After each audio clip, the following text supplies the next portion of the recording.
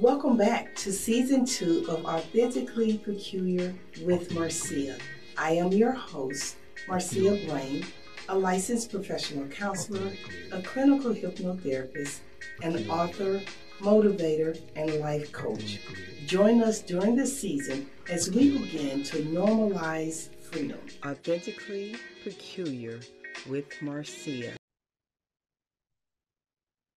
Welcome back to Authentically Peculiar with Marcia. I'm so excited about this next series in season 2 because we're going to talk to some very special guests who will begin to help us really align where we are with things in regards to emotions, he motions, and then there's a segment of she motions, as well as being able to discuss sex, how to build relationships, what causes relationships to break down, what is happening in our current time when we're talking about relationship recovery. You know, we'll have a complete section, and I'm going to do more on talking about sex in relationships. So as I introduce this new series or session of the series, I want to really encourage you to be open-minded. A lot of people, unfortunately, are getting information and relationship advice from social media. What they fail to recognize is those situations are really scripted. A lot of things that you're seeing in the moment aren't the absolute truth of what people are experiencing in relationships. You have to actually deal with your own inner hurt and wounds that you experience at the hands of others as you go into relationship. When you don't, what you do is you carry that over into relationships, and it guides everything about your process. It shows you everything that you are supposed to put into place in regards to relationships. A lot of men struggle with expressing emotions, but women do too. A lot of people don't understand the impact that their childhood, their parenting, their development, their lack of development has occurred when you begin this process, right? Here's the thing that I really want you to understand about relationships. It has to begin with you. The relationship that you have with others is only an extension of who you are with yourself.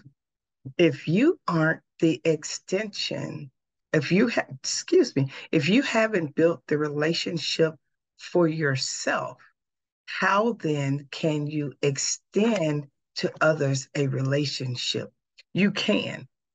People do it all the time.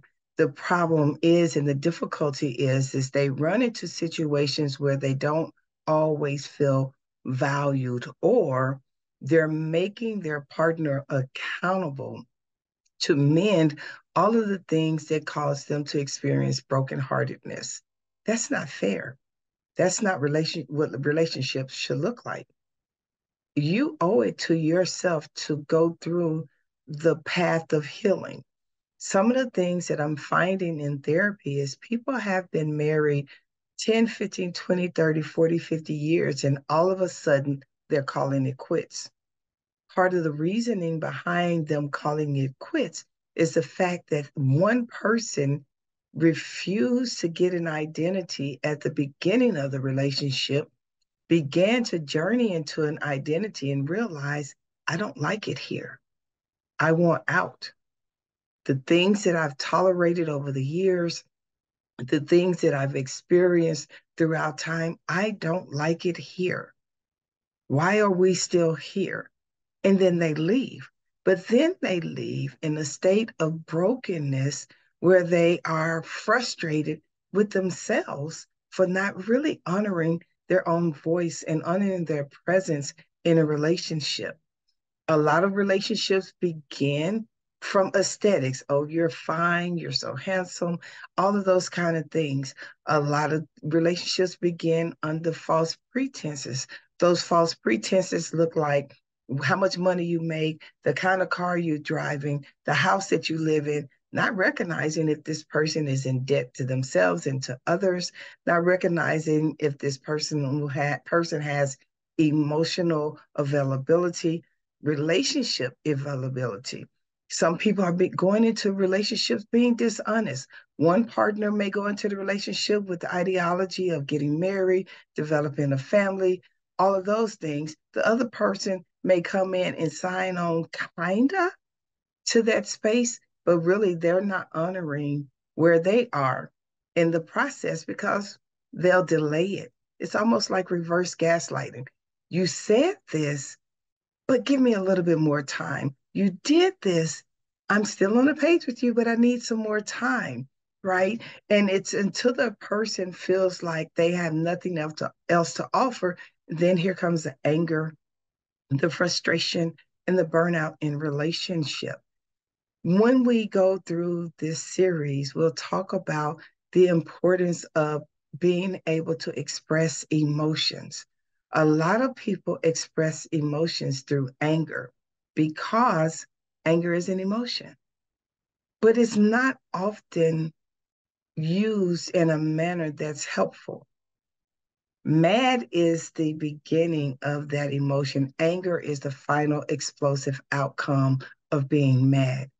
The issue is most people don't take time to check in with themselves and to identify, why am I mad?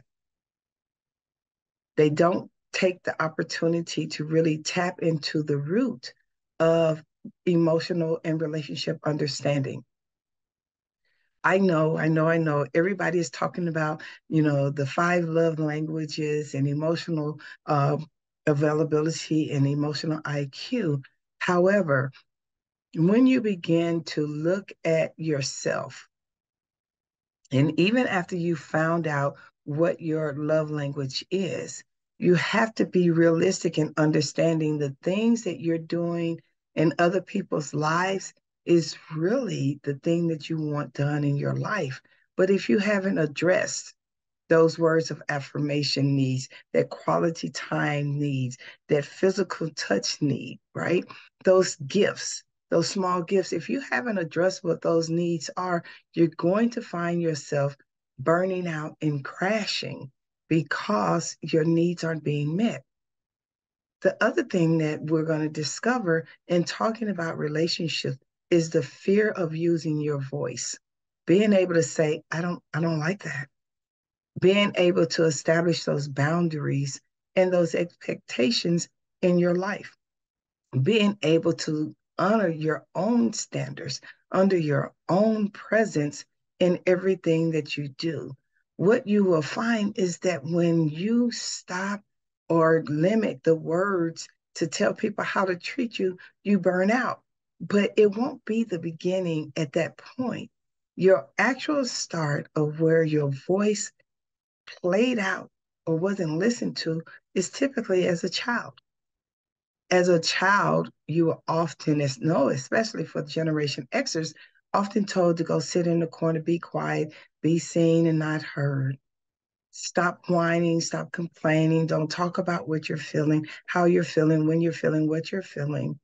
Go to work, keep your head down, keep your nose clean, work for 40, 50, 60 years, and then die.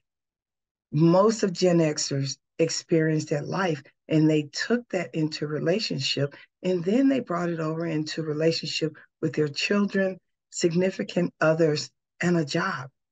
And they did not experience happiness for themselves. They did not experience the importance of being present for themselves. Your relationship starts with you. Overcoming the fear of rejection begins with you. How many times have you rejected yourself with your words, saying that you weren't enough? I don't look good enough. I'm not slim enough. I'm not heavy enough. I don't have enough of this. I don't have enough of that. How many times have you put yourself down in a space of rejection and then wanting others, right, to be present for you? Well, how can you expect them to give you something that you haven't given to yourself? How can you expect them to see in you something that you're not willing to see and express and honor within yourself. Relationships start with you. You get to teach people how to treat you by how you treat yourself. I always ask the question, do you trust you with you? And would you date you? Would you marry you? What are your areas of improvement? What are your strengths? What do you bring to the table besides your anatomy? What do you bring to the table besides your bank account? Because it's more than that. Your anatomy may drop, your bank account may get low, but why would someone stay? What do you bring to the table? Why is that needed? You tell me. What is that? What is that for? Right? And when you begin to look at the impact on how your life moves and functions, you have to begin to say to yourself, who am I? Do you know who you are? Do you know your relationship identity? Or do you just want a relationship? Are you entering into a relationship because you need a hero in your life? When will you show up to be your own hero?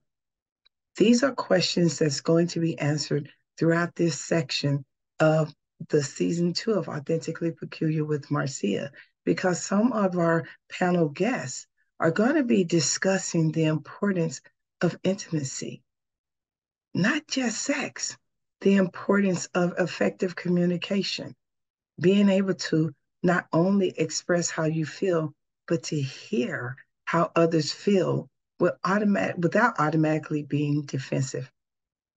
What are you saying to yourself in the process of identifying your needs? How is that working for you? You'll be surprised that I have quite a few male guests who are going to address, the vitality of relationships and where they are in their life.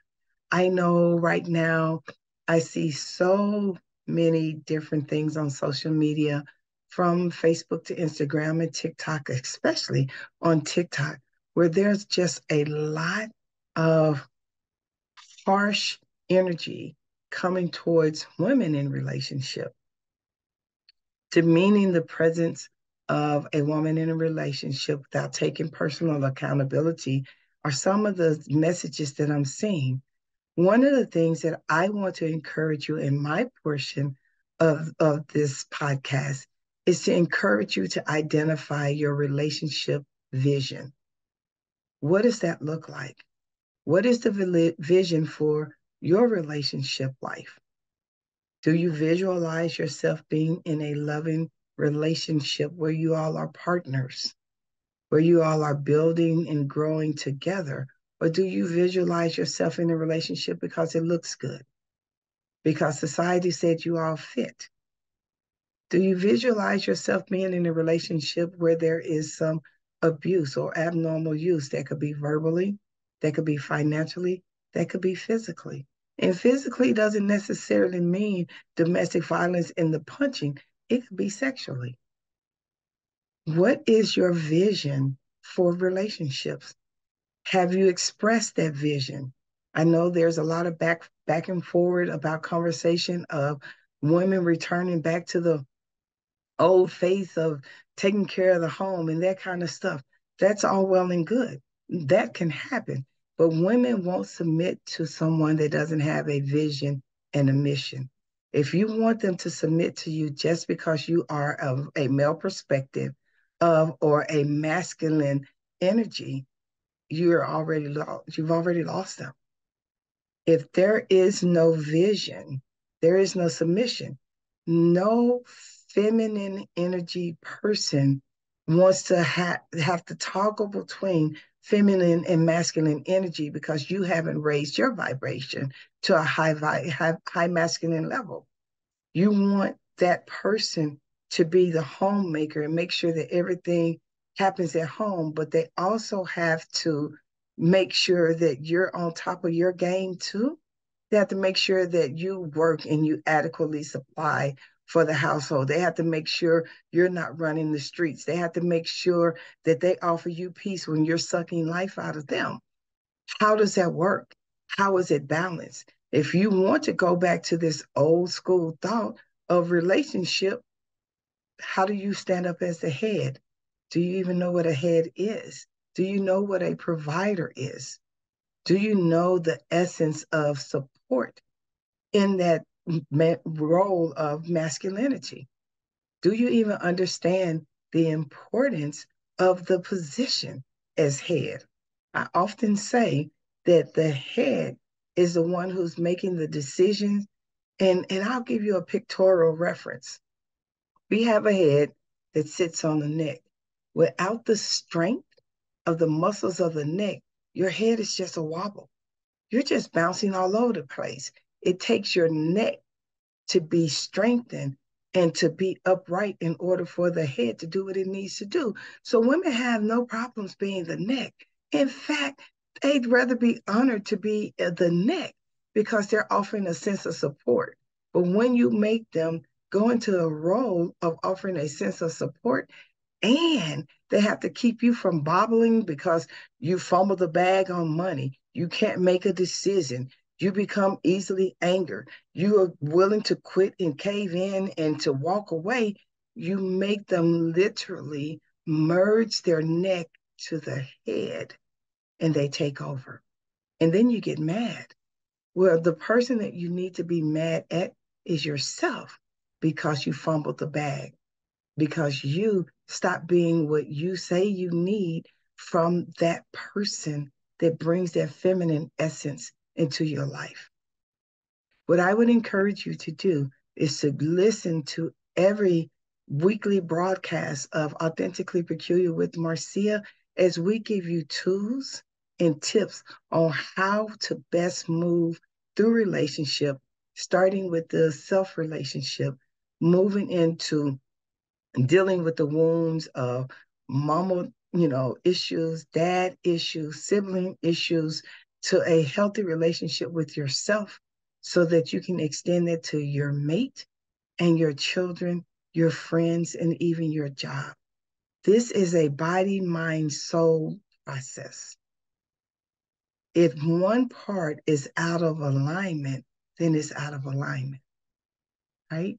You have to honor yourself in the role of being relationship savvy by having a relationship vision, by having a relationship plan, by honoring your accountability in relationship to yourself and to others. You owe that to you for you to be your absolute best self. You owe you by saying, this is what I am and I bring to the table in truth, not the mask, not the makeovers, not the fine clothes and all of that, but your absolute truth. If you know that there's still some brokenness in you regarding relationship, you want to work on fixing that. If you know that you still have some wounds that you have not healed, it could be mother wound, father wounds, wounds with your siblings, wounds with past relationships, even wounds with trusting people. Those are the wounds that you need to work on healing so that you can be adequately present in relationship. Honor yourself in fixing those things. You all know I'm going to have to say, find you a therapist so that you can begin talking about those things that are important. Here's the truth. All of your people in your circle may be working on their own wounds. And to keep adding those things to their wounds, then you figure out, well, they're tired of talking to me. Right. Because they're working on themselves. And you need to actually go somewhere where it's a, person that has no judgment about your life. They only know what you tell them. Hopefully it's the truth and they can help you get on the path to better wellness.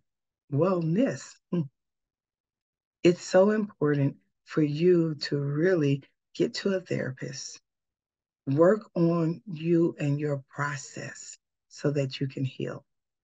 Be open to conversations of healing. Be open to the conversations of your experiences and the pain, and be open to living a best life.